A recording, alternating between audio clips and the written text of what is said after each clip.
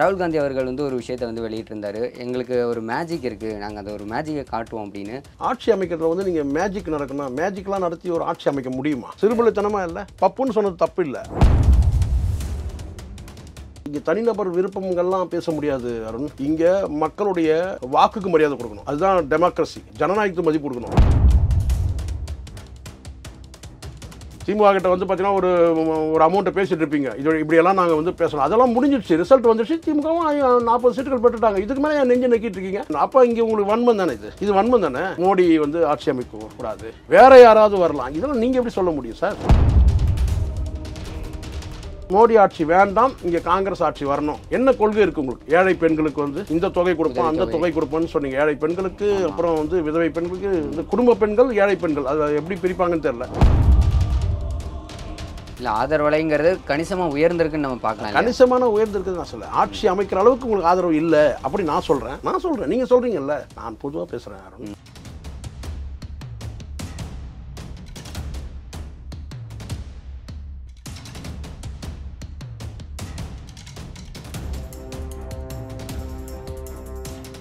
Real one voice நேயர்கள் அனைவருக்கும் விஜய் அருண் முகேஷின் அன்பான வணக்கங்கள்.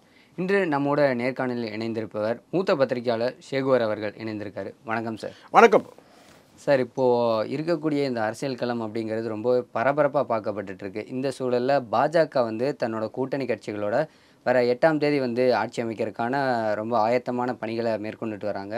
இந்த நிலையில் இதற்கு முன்னாடி பார்த்திங்க அப்படின்னா இந்த எலெக்ஷன் டைம், அந்த ஓட்டிங் கவுண்டிங் அப்போ வந்து ராகுல் காந்தி அவர்கள் வந்து ஒரு விஷயத்தை வந்து வெளியிட்டிருந்தார். எங்களுக்கு ஒரு மேஜிக் இருக்குது, நாங்கள் அந்த ஒரு மேஜிக்கை காட்டுவோம் அப்படின்னு.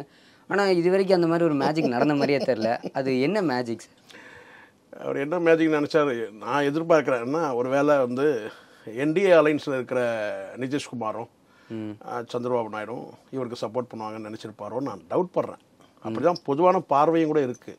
ஃபுல்லாகவே அந்த மாதிரி தான் நியூஸ். மேஜிக்னா இது என்னங்க, இது ஒரு சிறுபிள்ளைத்தனமாக இல்லை, பப்புன்னு சொன்னது தப்பு கிடையாதுல்ல, அப்படி தானே பப்பு. இதுனா இது ஆட்சி அமைக்கிறதுல வந்து நீங்கள் மேஜிக் நடக்கணும், மேஜிக்லாம் நடத்தி ஒரு ஆட்சி அமைக்க முடியுமா? சொல்லுங்கள். சிறுபிள்ளைத்தனமாக இல்லை, பப்புன்னு சொன்னது தப்பு இல்லை. அவர் சொன்ன மேஜிக் அப்படிங்கிறது மேபி அவங்களோட ஒரு கூட்டணிக்கான வியூகமாக இருக்கலாம். என்ன சொல்லணும்னா, மக்கள் வந்து பார்த்தீங்கன்னா ரகசிய வாக்கெடுப்பு சார். ஆனால் ஆட்சி அமைக்கிறதுன்றது வெளிப்படைத்தன்மை இருக்கணும்ல. அருண், நான் என்ன சொல்கிறேன், ரகசிய வாக்கெடுப்பு நம்ம வந்து வாக்களிச்சிட்டோம். பட் ஆட்சி அமைக்கிறதுன்றது இப்போ எண்ணி முடிச்சாச்சு, அதோட ரகசியம் முடிஞ்சிருச்சு. நீங்கள் யாருக்கு வாக்களிச்சிங்க, நான் வாக்களிச்சிங்க யாருக்கும் தெரியாது. ஆனால் வந்து பார்த்தீங்கன்னா வந்து எம்பிக்கள் தேர்ந்தெடுக்கப்பட்டாங்க. இங்கே ஒரு விஷயம் சார், நீங்கள் யார் வந்து எத்தனை சீட்டுகள் பெற்றிருக்கிறாங்கன்னு பார்க்கணும். சரிங்களா? 291 என்டிஏ கூட்டணி, சரிங்களா? நீங்கள் 239. இதுலேயே தெரியுது எவ்வளோ டிஃப்ரென்ஸ் இருக்குது. தனிப்பெரும்பான்மையினால் கூட நீங்கள் இல்லை, சரிங்களா? 100 எட்டல நீங்கள், அதுக்கு ஒன்று குறையுது. ஆமாம். அப்போ தனிப்பெரும்பான்மைப்பட்ட வந்து பார்த்தீங்கன்னா சிங்கிள் லார்ஜஸ்ட் பார்ட்டின்றாங்களா, அதுலேயும் கூட பிஜேபி தானே இருக்குது. அப்படி இருக்கும்போது அவங்க தான் ஆட்சி அமைக்கிறதுல இது வந்து நான் வந்து இங்கே தனிநபர் விருப்பங்கள்லாம் பேச முடியாது அருண். ஒருத்தருக்கு இவரை பிடிக்குது, அவரை பிடிக்குது, அவர் இல்லை இவர் இல்லைன்னா சில மூத்த பத்திரிகையாளர்லாம் பேசிகிட்டு இருக்கான். நான் வந்து வருத்தப்படுறேன். இங்கே மக்களுடைய வாக்குக்கு மரியாதை கொடுக்கணும், அதுதான் டெமோக்ரஸி, ஜனநாயகத்துக்கு மதிப்பு கொடுக்கணும். இங்கே எனக்கு இவரை பிடிச்சிருக்கலாம், உங்களுக்கு அவரை பிடிச்சிருக்கலான்றதெல்லாம் கிடையாது. எனக்கு இந்த கட்சியை பிடிச்சிருக்கு, அந்த கட்சி, நீங்கள் அதெல்லாம் சொல்ல முடியாது. ஒரு பத்திரிகையாளர்னா ஒரு நியாயப்பார்வை. இப்போ எனக்கு வந்து மாற்று கருத்துக்கள் நிறைய இருக்கு. ஆனால் அதே சமயத்தில் வந்து இங்கே வந்து மக்கள் வாக்குக்கு என்ன மரியாதை, மக்களுடைய விருப்பம் என்ன, மக்களுடைய முடிவு என்ன. கடந்த முறை தேர்தல் வந்து பார்த்தீங்கன்னா வந்து இத்தனை சீட்டுகள் பெற்ற கட்சி வந்து இத்தனை குறைந்து இருக்குதுன்னு சொன்னாலும், ஆனால் அங்கு வந்து ஆட்சி அமைக்கிறதுக்கு 272 தான் தேவை. அப்படி பார்க்கும்போது அபரிதமாக இருக்கு அலைன்ஸில்.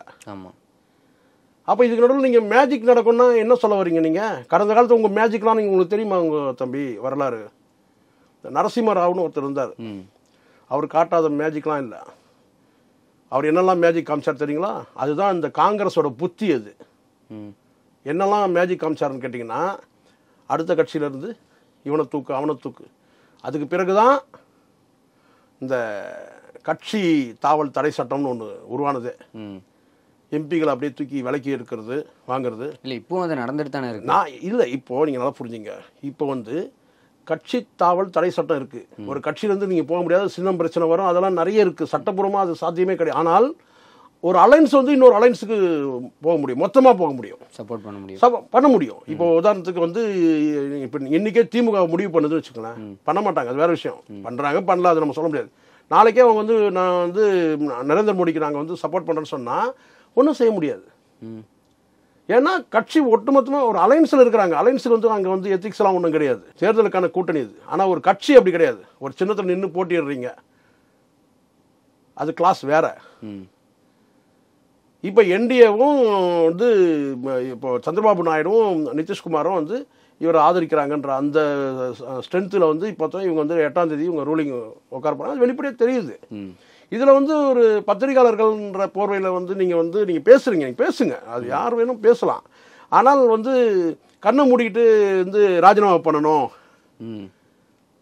பிரதமர் ராஜினாமா பண்ணணும்னு சொன்னால் ரூல் என்னவோ அதை செய்ய போகிறாங்க. இப்போ ஒரு பிரதமர் ராஜினாமா பண்ணியிருக்காரு, காபந்து பிரதமர் அவர் தான். இல்லை, ராகுல் காந்தி எதை வச்சு இந்த மாதிரி ஒரு அதுதான் நான் கேட்குறேன். இதுதான் இங்கே தவறு. இந்த மேஜிக்ன்றது மக்கள்கிட்ட வெளிப்படைத்தன்மை வேணும் சார். உங்களுக்கு முதல்ல நீங்கள் ஒரு எதிர்க்கட்சி தலைவராக உட்கார போகிறீங்க, நீங்கள் பிரதமருக்கு ஆசைப்படுறீங்க, என்ன மேஜிக் பண்ணுவீங்க நீங்கள்? என்ன மேஜிக் பண்ண? இதுதான் மேஜிக்னா என்ன? யாராவது வந்து இரவா வந்து எம்பிக்களை விலைக்கு வாங்குறது, இது கடந்த காலத்தில் பண்ணவங்க தானே, இவங்க பண்ணவங்க தானே அருண். இல்லை, இப்போ பாஜக அந்த மாதிரி எதுவுமே பண்ணலை அப்படிங்கிறீங்களா? இப்போது ஒரு விஷயம் நான் சொல்கிறேன், இப்போ அவங்க பண்ண வேண்டிய அவசியம் இருக்கா? நீங்கள் சொல்லுங்கள். பண்ணுறாங்க பண்ணலன்னு வேறு விஷயம். இப்போ அவங்க பண்ண வேண்டிய அவசியம் என்ன இருக்குது? அவங்ககிட்ட அலைன்ஸு சார், என்டிஏ அலைன்ஸு, இந்திய அலைன்ஸ். என்டிஏ அலைன்ஸில் இருக்கிறவங்க யாரும் வந்து பார்த்தீங்கன்னா அப்படியே நிற்கிறாங்க, ஒற்றுமையாக நிற்கிறாங்க, அங்கேயே நிற்கிறாங்க, அங்கே எதுவும் மாறல. அது இனிமேல் தான் தெரியும். ஒருவேளை மேஜிக்ன்றது எதுன்றதை இனிமேல் தான் பார்க்கணும். அந்த மேஜிக்கும் நடக்கும். நீங்கள் இப்படி கேட்டீங்கன்னா கேட்டால் இங்கே சார் எதிரி என்ன ஆயுதம் எடுக்கணும், அது அந்த ஆயுதத்தை எடுத்து தான் ஆகணும். இப்போ ஒரு வேளை வந்து பார்த்தீங்கன்னா அன்றைக்கி 8ஆம் தேதிக்குள்ளே இன்னும் கூட இந்திய அலைன்ஸ் வந்து கூட இன்னும் 2 பார்ட்டி கூட வந்து மோடிக்கு சப்போர்ட் பண்ணலாம். ஏன் நடக்கூடாதா? இல்லை, இந்திய நடக்கணும்னு ஆசைப்படல. ஆனால் நான் என்ன கேட்குறேன்னா, மேஜிக்ன்றது நீங்கள் எதை சொல்ல வர்றாரு? தப்பு. அது பேச்சு சார், அதற்கு என்ன வெளிப்படைத்தன்மை இல்லை, அது ஒன்று. ரெண்டாவது, இங்கே வந்து கிளியராக இருக்குது சார். இதில் வந்து கேட்டால் நரேந்திர மோடி ராஜினாமா பண்ணணும், ராஜினாமா பண்ணியிருக்காரு. இப்போ பண்ணியிருக்காரு, ஜஸ்ட் நவ் இப்போ பண்ணியிருக்காரு. ஏன்னு கேட்டால் அது வந்து காபந்து பிரதமராக நீடிப்பார். பிரதமர் தனது பதவியை ராஜினாமா பண்ணார். 8ஆம் தேதி மீண்டும் பதவி ஏற்பு. 7ஆம் தேதி எம்பிக்கள் கூட்டம், ஆதரவு எம்பிக்கள் கூட்டம்னா என்டியோட வந்து பிஜேபியோட எம்பிக்கள் கூட்டம் முடிஞ்ச உடனே என்டிஏ எம்பிக்களுடைய கூட்டத்தை முடித்து அவங்க வந்து ஆட்சி அமைக்க கிளியராக இருக்கு. ரூட்டு கிளியராக இருக்க. எங்கே சிக்கல் இருக்கீங்க? தொங்கு பாராளுமன்றம் போடுறீங்க, அவர் ராஜினாமா பண்ணணும்னு போடுறாங்க. எதுவும்னா விருப்பத்தை திணிக்க முடியாது அருண். எனக்கு வந்து இவரை பிடிக்கும். இங்கே பொதுமக்கள் கிட்ட நீங்கள் வந்து ஒரு பத்திரிகையாளர் நீங்கள் பேசுகிறீங்கன்னு சொன்னால் நீங்கள் வந்து சட்டம் சார்ந்தும் பேசணும். ஆமாம், மக்களுக்கு வந்து ஒரு விழிப்பு வந்து ஒரு அவேர்னஸை கிரியேட் பண்ணுற மாதிரி இருக்கணும் உங்களுடைய பேச்சு. உங்களோட தனிப்பட்ட வந்து அபிலாஷைகள் வந்து நீங்கள் திணிக்கக்கூடாது. நான் இப்படியெல்லாம் நான் வந்து ஊடகத்தில் பேசிட்டேன், இத்தனை சீட்டு இவங்க பெறுவாங்க, அத்தனை சீட்டு பெறுவாங்க, அதெல்லாம் பொய்யாயிடக்கூடாது, என்னுடைய வாக்குகள் பொய்யாயிடக்கூடாது. வாக்குனா என்னுடைய பேச்சுக்கள் பொய்யாயிடக்கூடாதுன்றதுக்காக நீங்கள் வந்து முட்டு கொடுக்கூடாது. இன்றைக்கி பல பத்திரிகையாளர்கள் அதை செய்கிறாங்க. நீங்கள் உங்களுக்கு தனி அஜெண்டா இருக்கலாம். திமுக கிட்ட வந்து பார்த்தீங்கன்னா ஒரு அமௌண்ட்டை பேசிட்டு இருப்பீங்க, இது இப்படியெல்லாம் நாங்கள் வந்து பேசலாம். அதெல்லாம் முடிஞ்சிடுச்சு, ரிசல்ட் வந்துடுச்சு. திமுகவும் 40 சீட்டுகள் பெற்றுட்டாங்க. இதுக்கு மேலே என் நெஞ்சு நக்கிட்டு இருக்கீங்க? முடிஞ்சிச்சு இல்லை? நீங்கள் 40 சீட் வாங்கிட்டீங்க. அவங்க என்டிஏ அலைன்ஸ் வந்து 291, 72 போதும், எக்ஸ்ட்ராவே இருக்குது. அவ்வளோதான். அப்புறம் எதுக்கு நீங்கள் வந்து முட்டு கொடுத்துட்ருக்கீங்க? அப்போ இங்கே உங்களுக்கு வன்மம் தானே? இது வன்மம் தானே? மோடி வந்து ஆட்சி அமைக்கக்கூடாது, வேற யாராவது வரலாம், இதெல்லாம் நீங்கள் எப்படி சொல்ல முடியும் சார்? இல்லை, இப்போ பிரதமர் மோடி அவர்களுக்கே பார்த்தீங்கன்னா முந்தைய கால ஆட்சிகளுக்கும் இப்போ நடந்த ரிசல்ட்டுக்கும் கம்பேர் பண்ணும்போது அதுக்காக நீங்கள் வந்து பார்த்தீங்கன்னா சார் இதுக்கு வந்து எப்போவுமே இதெல்லாம் ஏற்ற இறக்கல் நடக்கும் சார். இப்போ கடந்த தேர்தலுக்கும் இப்போது டிஃப்ரென்ஸ் இருக்குல்ல. டிஎம்கேக்கு 40 அடிச்சிருக்கீங்கல்ல. ஒவ்வொரு தேர்தலும் நீங்கள் எடுத்துகிட்டு வாங்க. இப்போ ஏறி இருக்கீங்க, ஏறுறது இறங்குறது சகஜம் தானே. அதனால ஆனால் இப்போ நமக்கு தேவை என்ன? ஆட்சி. இப்போ நான் கேட்குறேன், இங்கே 99 இருக்கு, நீங்கள் ஆட்சி அமைக்க வேண்டியது தானே? இந்திய அலைன்ஸோட சேர்த்து நீங்கள் பண்ண முடியுமா? பண்ண முடியாது. ஏன் பண்ண முடியாது? சட்டம் போதுமான இல்லை. இங்கே ஒத்துக்கணும் சார். ஒரு கட்டத்தில் வாஜ்பாய் அவர்களை வந்து ஆட்சி அமைக்க கூப்பிடுறாங்க, மெஜாரிட்டி இல்லை, ப்ரூவ் பண்ண முடியாது. உடனே லெட்டர் அனுப்பிச்சிட்டாரு குடியரசுத் தலைவர். இதே பிஜேபி நல்லா புரிஞ்சுக்கணும். ஆமாம், இன்னைக்கு அவங்களுக்கு வாய்ப்பு இருக்குது, அதை அவங்க வாய்ப்பு பயன்படுத்திக்கிறாங்க. வாய்ப்பு இல்லை, ஒரே டீ பார்ட்டியில் கவுத்துட்டாங்க ஜெயலலிதா, மெஜாரிட்டி ப்ரூவ் பண்ண முடியல.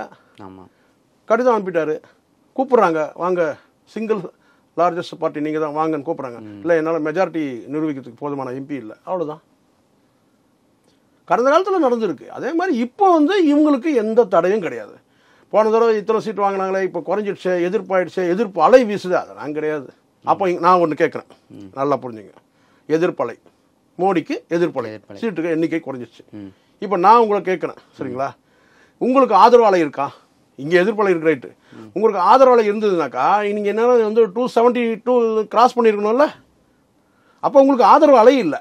இல்லை, ஆதரவு அலைங்கிறது கணிசமாக உயர்ந்திருக்குன்னு நம்ம பார்க்கலாம். கணிசமான உயர்ந்திருக்குன்னு நான் சொல்ல, ஆட்சி அமைக்கிற அளவுக்கு உங்களுக்கு ஆதரவு இல்லை அப்படி நான் சொல்கிறேன்.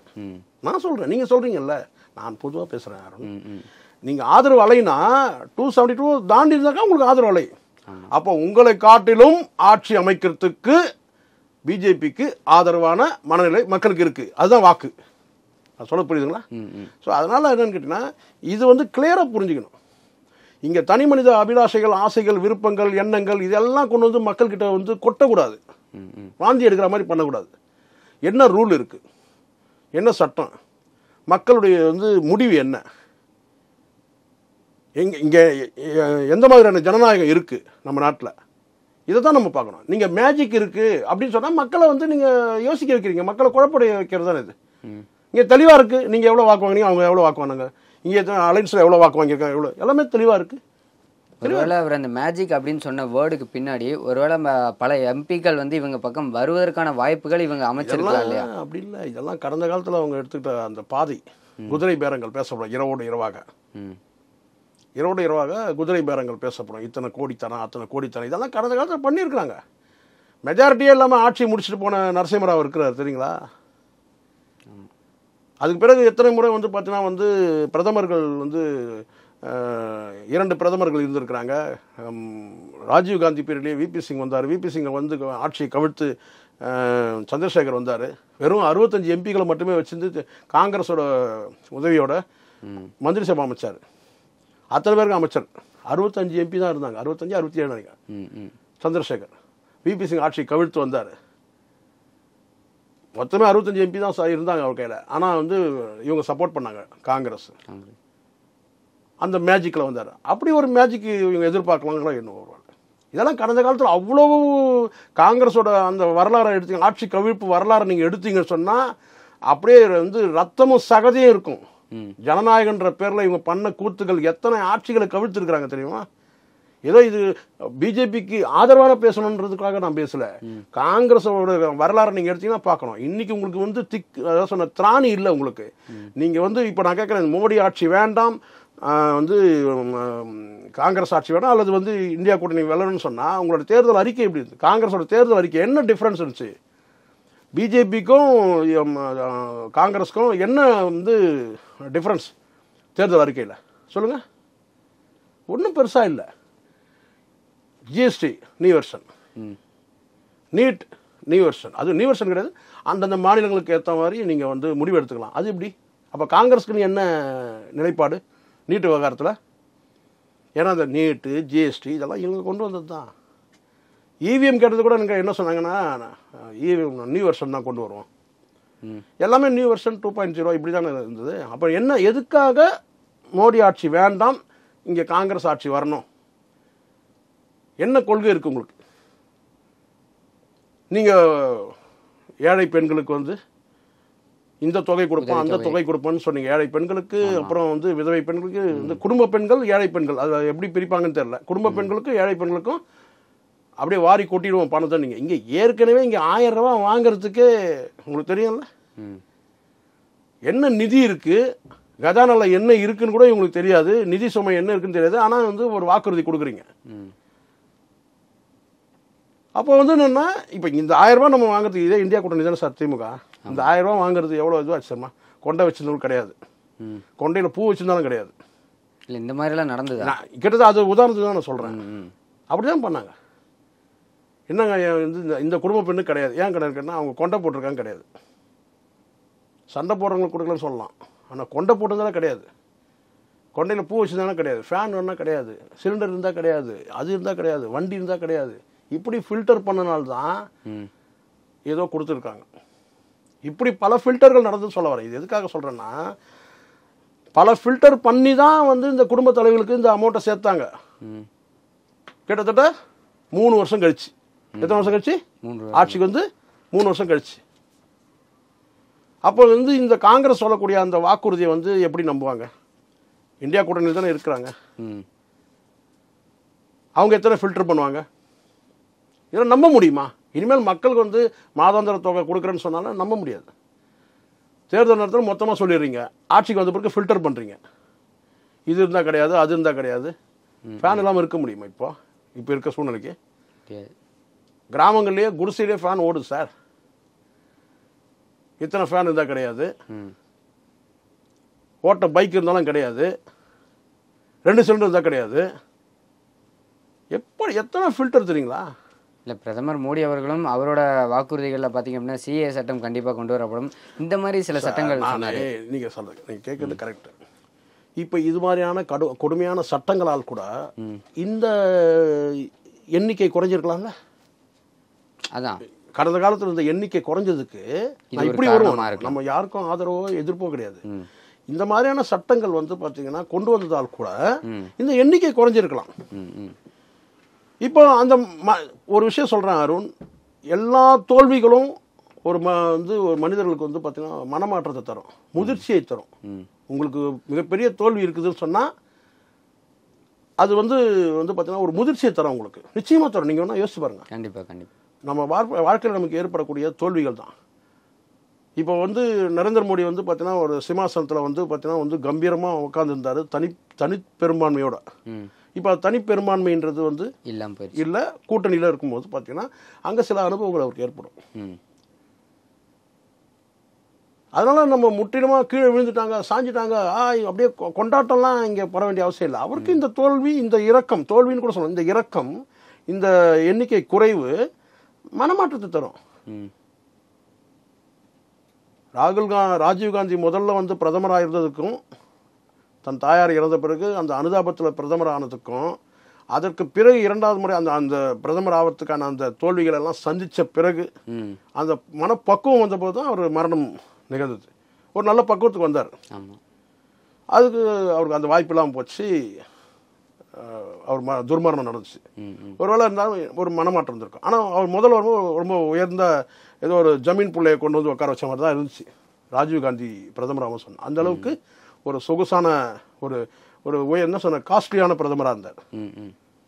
அதுக்கு பிறகு அவருக்கு மனமாற்றங்கள் வந்தது. அது மாதிரி மனமாற்றங்கள் எல்லாருக்கும். இதே மோடி அவர்களுக்கு பார்த்தீங்கன்னா இந்த எண்ணிக்கை குறைவு கூட ஒரு மனமாற்றத்தை தரலாம். நீங்கள் சொன்ன இந்த மாதிரி இந்த கொடுமையான சட்டங்கள் பார்த்தீங்கன்னா மீண்டும் மறுபரிசீலனை செய்யலாம். அதனால் இதெல்லாம் பொறுத்துன்னு தான் நான் பார்க்கணும். ஆனால் எந்த மேஜிக்கும் நடக்கிற மாதிரி எனக்கு தெரியல, இது வரைக்கும் தெரியல. ராத்திரி இரவோடு இரவாக என்ன மேஜிக் நடந்துருந்தா பார்த்துட போகிறோம். அதிகமான நாட்கள் இல்லைல்ல, அதனால் பார்ப்போம். இப்போது பாஜக ஆட்சி அமைக்கும் பட்சத்தில் காங்கிரஸோட நடவடிக்கை எப்படி இருக்கும்னு நினைக்கிறீங்க? ஒரு விஷயம் சார், கடந்த காலத்தில் நீங்கள் பார்த்தீங்க சரிங்களா, வழக்கமாக இருக்கக்கூடியது தான் இருக்கும், பெரிய அளவில் இருக்காது. ஒன்று. ரெண்டாவதுன்னு கேட்டால் இவங்களுக்கு பார்த்தீங்கன்னா ஏற்கனவே ஆண்ட அனுபவம் இருக்குது. 2 முறை ஆண்டது, 3வது முறைன்னும் போது பார்த்தீங்கன்னா இவங்களுக்கு மற்றவங்களுக்கு பார்த்தீங்கன்னா இந்த 3வது முறை மெஜாரிட்டி இல்லை, அதெல்லாம் அங்கே பார்த்தீங்கன்னா ஒரு இழுபறி இருக்கும் அப்படின்லாம் நினச்சா, அப்படியெல்லாம் எதிர்பார்த்தாங்க. கூட்டணி கட்சிகள் ஆதரவோடு அவங்க ஆட்சி அமைக்க போகிறாங்க. பெரிய அளவில் இவங்க ஏதோ இவங்க எதிர்கட்சியோட கடமையை இவங்க செய்யலாமே தவிர பெரிய அளவில் இவங்க இவங்கள ஆட்சியை அகற்ற அளவுக்குலாம் இவங்களுக்கு வலிமை இல்லை. இவங்க கூட்டணியே பத்திரமா வச்சுட்டாங்கன்னா பெரிய விஷயம். யார் கூட்டணி? இந்தியா கூட்டணி பத்திரமா வச்சுட்டாங்கன்னா பெரிய விஷயம். அதில் எதுவும் மேஜிக் நடந்துடக்கூடாது. இப்போ இன் ஃபியூச்சரில் பாஜக ஆட்சி அமைச்சதுக்கு அப்புறமா சந்திரபாபு நாயுடுவோ இல்லை நிதிஷ்குமாரோ அவங்க இடமிருந்து விலகுனாங்க அப்படின்னா அப்போ அந்த நிலை எனக்கு பொறுத்த வரைக்கும் நான் சொல்கிறேன் அருண், சந்திரபாபு நாயுடு ஓரளவுக்கு இந்த கூட்டணி எத்திக்ஸை மெயின்டைன் பண்ணுவார். சந்திரபாபு நாயுடு. நிதிஷ்க்கு கேரண்டி கிடையாது. எப்போ வேணால் மாறலாம். மாறலாம். ஏன்னா நிதிஷ் கேரண்டி கொடுக்க முடியாது, ஏன்னா கடந்த கால வரலாறு. பட் சந்திரபாபு நாயுடு எப்படி ஸ்டாண்ட் பண்ணி நிற்பார்னு கேட்டிங்கன்னா, மிகப்பெரிய ஒரு ஹாட்ரிக் என்ன சொன்ன வெற்றி கிடச்சிருக்கு அவருக்கு. கடந்த காலத்தில் சிறை அனுபவங்கள்லாம் அவருக்கு வந்து சிறையில் வச்சாங்க, நிறைய அவருக்கு கஷ்டங்கள் அவருக்கு கொடுத்தார் ஜெகன்மோகன் மொத்தமாக வாஷ் அவுட் பண்ணிட்டார், தூக்கி எதிர்கட்சியே இல்லைன்ற நிலைமைக்கு ஆயிடுச்சு அங்கே. ஸோ அப்படி இருக்கும்போது இப்போ இருக்கிற சூழலுக்கு வந்து அவர் வந்து மாநில உரிமைகள், மாநில நலன் சார்ந்த விஷயங்களுக்கு வந்து அவர் கவனம் கொடுக்கும்போது, அப்போது வந்து மத்தியில் வந்து ஒரு ஸ்டெபிலிட்டியான கவர்மெண்ட் இருந்தால் தானே முடியும். அந்த கவர்மெண்ட்டில் இவர் ஒரு அங்கமாக இருக்கிறாருனா, இல்லை தன்னால் தான் வந்து ஒரு ஸ்டெபிலிட்டி கவர்மெண்ட் கொடுக்க முடியுது அப்படின்னும் போது சில பதவிகள் கேட்டு வாங்குவார். பார்த்தீங்களா, ஏன்னா கடந்த காலத்தில் உங்களுக்கு தெரியும், துணை சபாநாயகர் இல்லை வந்து பார்த்தீங்கன்னா வந்து முக்கியமான இலாகாக்கள் கூட கேட்டு வாங்கிறதுக்காக வாய்ப்பு இருக்குது. மாநில உரிமை சம்பந்தப்பட்ட விஷயங்கள் வந்து கேட்டு வாங்கக்கூடிய அளவுக்கு வந்து அவர் அப்படி தான் அவருடைய எண்ணங்கள் இருக்கிறத தவிர கூட்டணி எத்திக்ஸ்ன்னு மெயின்டைன் பண்ணுவார் அவர். ஒன்று, நீங்கள் அரசியலில் பார்த்தீங்கன்னா, நீங்கள் முதலமைச்சர்ன்ற அந்த இதில் பார்த்தீங்கன்னா மோடியை காட்டும் சீனியர் அவர். மோடிக்கு முன்னாடியே அவர் முதலமைச்சரானவர் யார், சந்திரபாபு நாயுடு. இதை கடந்த காலத்தில் அவர் பதிவும் பண்ணியிருக்கிறார். அப்படி இருக்கும்போது இவங்க கிட்ட காட்டிலும், அதாவது கேட்டினா ராகுல் காந்தி சோனியா காந்தின்ற அவங்க கிட்ட காட்டிலும் வந்து கேட்டினா, ஏன்னா காங்கிரஸை எதிர்த்து அரசியல் ஆரம்பம் சந்திரபாபு நாயுடு நல்லா புரிஞ்சுக்கணும். என்டி ராமாராவுக்கும் அப்படி தான், காங்கிரஸ் கட்சியில் இருந்து ஒரு கட்டத்தில் வந்து அவர் வந்து வெளியேற்றப்படுகிறார். வெளியேற்றப்பட்ட பிறகு அவர் வந்து தனி கட்சி தொடங்குகிறார். அந்த தனி கட்சிக்கும் வந்து பார்த்தீங்கன்னா துரோகம் இழுத்து அந்த கட்சியை உடைக்கிறாங்க. அதுக்கு பிறகு மீண்டும் அந்த ஆட்சியை கலைச்சிட்டு அவரே வந்து சார் ராஜினாமா பண்ணிட்டு மறுபடியும் எலெக்ஷன் நிற்கிறாரு என்டி ராமாராவ். பெரும்பான்மை பெற்று வந்து முதல்வராக இருக்கிறார். அதுக்கு பிறகு வந்து மாமனார் வந்து ஆட்சியை கவிழ்த்துட்டு தான் ஒரு கவிழ்த்துட்டுன்றத விட வேறு வழி இல்லாமல் ஒரு புதிய ஒரு ஆட்சியை வந்து அமைக்கிறார் இவர் சந்திரபாபு. நீண்ட அனுபவம் இருக்குது. மாநில உரிமைகள் சார்ந்த நலன் சார்ந்த விஷயங்களில் அவர் வந்து விட்டு கொடுக்க மாட்டார். ஆனால் அதே சமயத்தில் கூட்டணி எத்திக்ஸ்ன்னு கொஞ்சம் மெயின்டைன் பண்ணுவார். காங்கிரஸுக்கு ஒருபோதும் சார்ந்து போகிறதுக்கான வாய்ப்பு இல்லை. அதனால தான் அந்த பழைய வரலாறு நான் சொல்கிறேன். காங்கிரஸ் அவ்வளோ பண்ணியிருக்கு. காங்கிரஸ் வந்து தொடங்குனது தான் என்டி ராமாராவ் லைஃப். இவரும் காங்கிரஸில் இருந்தவர் தான், சரிங்களா. அதன் பிறகு வந்து அடுத்தடுத்த நிலையில் வந்து மாற்றங்கள் வந்து வருது. ஒரு முதலமைச்சர் இப்போ மீண்டும் வந்து சோனியா காந்தியோ அல்லது ராகுல் காந்தியோ போய் அவங்களுக்கு போய் வந்து ஆட்சி அமைக்கிறதுக்கு ஆதரவு சப்போர்ட் பண்ணுவார்ன்ட்டு நான் நம்பலை. அதுக்கான வாய்ப்பு இவர் நிதிஷ்குமாரை சொல்ல முடியாது. ஏற்கனவே இப்போ இந்த இந்தியா அலைன்ஸ் வந்து மாறினவர் தான், அதனால் எப்படின்னு நம்ம சொல்ல முடியாது. இவர் வந்து சந்திரபாபு நாயுடு பார்த்து ஒரு கூட்டணி எத்திக்ஸை வந்து மெயின்டைன் பண்ணுவார். ஆனால் ஒரு விஷயம் மட்டும் சொல்வேன் அருண், என்னென்னா ஆட்சி கவிழ்ந்துரும், ஆட்சி மாற்றம் ஏற்படும் தான் சில பேர் ஒரு கனவோட கற்பனையோடு இருக்காங்கல்ல. எனக்கு தெரிஞ்ச வரைக்கும் இவங்க இந்த அடுத்த 5 ஆண்டு காலம் வந்து பார்த்தீங்கன்னா கொஞ்சம் ஒரு ஸ்டெபிலிட்டி இல்லாத மாதிரி தெரியும். ஆனால் நிறைவு செஞ்சிருவாங்க தான் நான் நினைக்கிறேன். மத்தியில் சொல்ல பிஜேபி வந்து அடுத்த 5 ஆண்டு கால ஆட்சியை வந்து நிறைவு செய்யறதுல எதுவும் பிரச்சனை இருக்காது. ஏன்னா ஒரு அணி இல்லைன்னா இன்னொரு அணி வந்து ஆதரிக்கும்ன்ற மாதிரி இருக்குது. கூட்டணியிலேயே வந்து ஒருவர் ஆதரிக்கணும்னா இவங்க என்ன கேட்டால் வந்து இவங்க கிட்ட இருந்து இவங்க இந்தியா அலைன்ஸை வந்து காப்பாற்றிக்கணும் முதல்ல. அவர் சொல்கிறார்ல மேஜிக்னு சொல்கிறார் இல்லையா, இவங்கன்னா யார் நான் சொல்கிறது கேட்டினா வந்து மோடி அமித்ஷா கிட்ட இருந்து இவங்களுடைய அலைன்ஸை வந்து பாதுகாத்துக்கணுன்ற நான். ஒருவேளை மோடி அவர்களே வந்து இங்கே இருக்கக்கூடிய அலைன்ஸ் பாக்ஸோட தூக்கினா என்ன பண்ணுவீங்க? இப்போ எல்லாம் பாக்ஸ் தான், ஒரு கட்சியிலேருந்து தூக்க முடியாது, கட்சியிலேருந்து வந்து எண்ணிக்கையோட எண்ணிலாம் பிடுங்க முடியாது. ஆனால் அலைன்ஸை வந்து அப்படியே பாக்ஸோட தூக்க முடியும், மொத்தமாக இருக்கும். ஸோ அப்படி இருக்கும்போது பார்த்தீங்கன்னா அங்கேருந்து கூட தூக்க முடியும்ல. அதனால் எனக்கு தெரிஞ்சு வந்து பார்த்தீங்கன்னா இந்த அடுத்த 5 ஆண்டு காலம் வந்து பிஜேபி ஆட்சி வந்து ஒரு என்ன சொல்ல ஒரு ஸ்டெபிலிட்டி இல்லைன்னு வேணால் நீங்கள் சொல்லலாம். ஆனால் வந்து நிறைவு செஞ்சுருவாங்க. அது கடந்த கால உதாரணம் இருக்குது, நரசிம்மராவ் காலத்தில் எடுத்துக்கலாம். ஆனால் ஒரு கேள்வி என்னன்னு கேட்டால் அவர் வந்து மற்ற கட்சிகள்லேருந்து எடுத்தார் அப்படின்னு சொல்லலாம். ஆனால் இவங்க மொத்தமாகவே இப்போ இங்கே இருக்கிறாங்க, கூட்டணியாகவே இருக்கிறாங்க. அதனால் அப்படி தூக்குனாங்கன்னா ஒன்றும் பண்ண முடியாது இல்லை. கண்டிப்பாக. அப்போ கட்சி தாவல் தடை சட்டம் வந்து எந்த வகையிலும் இவங்களுக்கு பொருந்தாது. மொத்தமாக வந்து ஒரு கூட்டணியே வந்து தூக்கும்போது ஒன்றும் செய்ய முடியாது. அப்படி இருக்கும்போது ஒருவேளை இங்கே கூட்டணியில் வந்து பார்த்தீங்கன்னா கூடுதலாக கூட வந்து இணையலாம். இப்போ நான் ஒன்று சொல்கிறேன், ஒரு சின்ன உதாரணம் சொல்கிறேன், இங்கே எடுத்துங்க. இப்போ நான் கேட்குறேன் வந்து பார்த்தீங்கன்னா வந்து கட்சி தொடங்கினது கமலஹாசன் திமுகவை எதிர்த்து தொடங்கினார்ல. இப்போ எந்த அலைன்ஸில் இருக்கிறார்? மக்கள் நீதி மையம் எந்த அலைன்ஸில் இருக்குது? திமுகவோட இருக்குல்ல, அதில் தானே இருக்குது. அதே தான். அதனால் வந்து கேட்டினா இப்போ வந்து இன்றைக்கி இருக்கிற இந்தியா கூட்டணியில் இருக்கிற நாளைக்கு வந்து இதே மோடியை ஆதரிக்கலாம்னு சொல்லுவார். இவ்வளோ நேரம் உங்களோட நேரத்தை ஒதுக்கி பல கருத்துக்களையும் பகிர்ந்தமைக்கு நன்றி சார். நன்றி அருண்.